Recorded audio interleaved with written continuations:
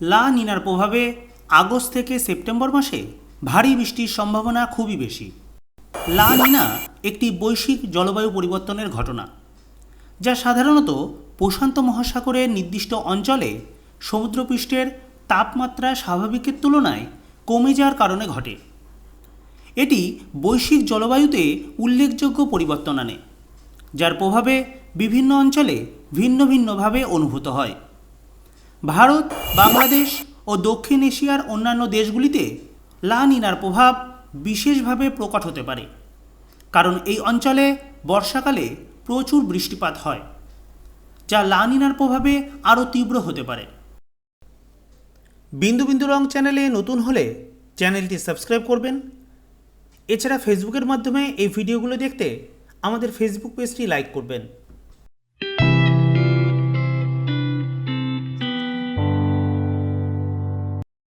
August ও September মাসে দক্ষিণ পশ্চিম মৌসুমি বায়ুর প্রভাবে ভারত বাংলাদেশের বিভিন্ন অঞ্চলে সাধারণত বৃষ্টিপাত বেশি হয়।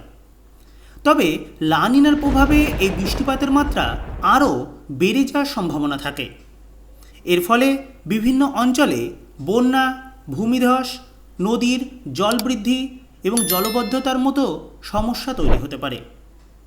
এই ধরনের পরিস্থিতি কৃষিক্ষেত্রে ব্যাপক ক্ষয়ক্ষতির কারণ হতে পারে, বিশেষত ধান ও অন্যান্য প্রধান ফসলের জন্য।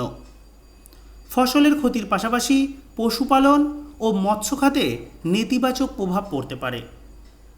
শহরাঞ্চলে জলবদ্ধতা এবং ড্রেনেজ সমস্যার কারণে জনজীবন বিপর্যস্ত হতে পারে। বর্ষাকালে নগর এলাকায় ভারী বৃষ্টিপাত প্রায়ই সড়ক এবং অবকাঠামো ধ্বংসের কারণ হয়, যা ট্রাফিক জ্যাম ও যাতায়াতের অসুবিধা সৃষ্টি করে। অতিরিক্ত বৃষ্টিপাতের কারণে নদীগুলোর জলস্তর বেড়ে যেতে পারে, যার ফলে নদীর তীরবর্তী অঞ্চলগুলিতে বন্যার ঝুঁকি বেড়ে যায়। বাংলাদেশের মতো নদীপ্রধান দেশে এই ধরনের বন্যা বড় ধরনের বিপর্যয়ের কারণ হতে পারে। এছাড়াও লা নিনার কারণে দেশের বিভিন্ন অঞ্চলে তাপমাত্রার পরিবর্তনও লক্ষ্য করা যেতে পারে। লা নিনার প্রভাবে কিছু অঞ্চলে শীতের তীব্রতা বাড়তে পারে, আবার কিছু অঞ্চলে শীত কমও হতে পারে। এই ধরনের জলবায়ু পরিবর্তন মানুষের স্বাস্থ্যের ওপর প্রভাব ফেলতে পারে। সরকার ও স্থানীয় প্রশাসনের উচিত এই ধরনের বিপর্যয় মোকাবিলার জন্য পর্যাপ্ত প্রস্তুতি নেওয়া। বন্যা নিয়ন্ত্রণ, বাঁধ, জলাধার ও ড্রেনেজ সিস্টেমের উন্নয়ন এবং রক্ষণাবেক্ষণ করা অত্যন্ত গুরুত্বপূর্ণ।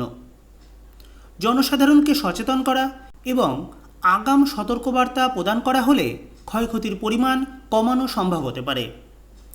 এছাড়াও কৃষকদের জন্য বিশেষ সহায়তা প্রদান এবং ক্ষতিপূরণের ব্যবস্থা রাখা উচিত, যাতে তারা এই ধরনের প্রাকৃতিক দুর্যোগ থেকে পুনরুদ্ধার করতে পারে। তবে লা নিনার প্রভাবে আগস্ট থেকে সেপ্টেম্বর মাসে ভারী বৃষ্টির সম্ভাবনা রয়েছে এবং সেই সময়ে দেশের বিভিন্ন অঞ্চলে বিভিন্ন প্রাকৃতিক বিপর্যয়ের ঝুঁকি বেড়ে যাওয়ারও সম্ভাবনা আছে। এটি মোকাবিলার জন্য সরকারের পাশাপাশি জনগণকেও সতর্ক থাকতে হবে, যাতে সম্ভাব্য ক্ষয়ক্ষতি কমিয়ে আনা যায় এবং মানুষের জীবনযাত্রা রক্ষা করা যায়। এই রকম নিত্য নতুন ও ইন্টারেস্টিং ভিডিও দেখতে চ্যানেলটি সাবস্ক্রাইব করে রাখুন। ভিডিওটি ভালো লাগলে লাইক ও শেয়ার করার অনুরোধ রইল।